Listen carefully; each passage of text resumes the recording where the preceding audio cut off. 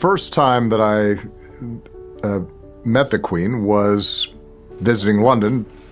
She reminded me very much of my grandmother, which surprised me, not just in appearance, but also in manner. Very gracious, but also no nonsense, wry sense of humor. She could not have been more kind or thoughtful to me and Michelle.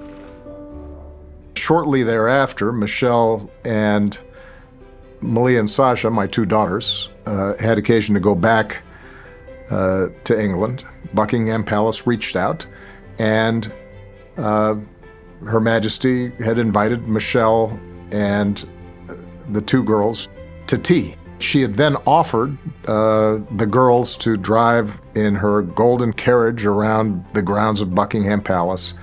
It was the sort of generosity and consideration that left a mark in my daughters' lives that's still there. The Queen was an excellent listener. She had a genuine curiosity, although she was impatient to get to the point. This is in 2011, and we'd been invited to a state dinner at Buckingham Palace. State dinners at Buckingham Palace, a little different than state dinners everywhere else. The Queen was dressed up quite a bit for this state dinner, and it was a little bit concerning for Michelle because as a gift to Her Majesty, Michelle had selected a small, modest brooch of nominal value.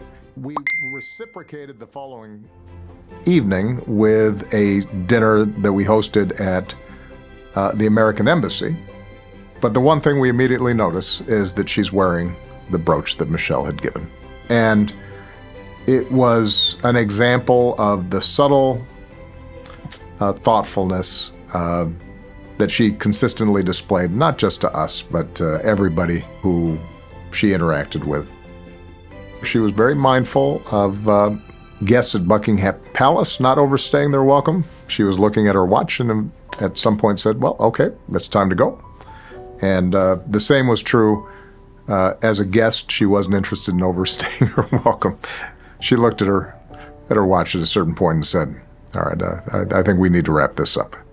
The combination of a sense of duty and a clear understanding of her role as a symbol for a nation and as the carrier of a certain set of values, combined with a very human quality of kindness and consideration. I think that's what made her so beloved, not just in Great Britain, but around the world.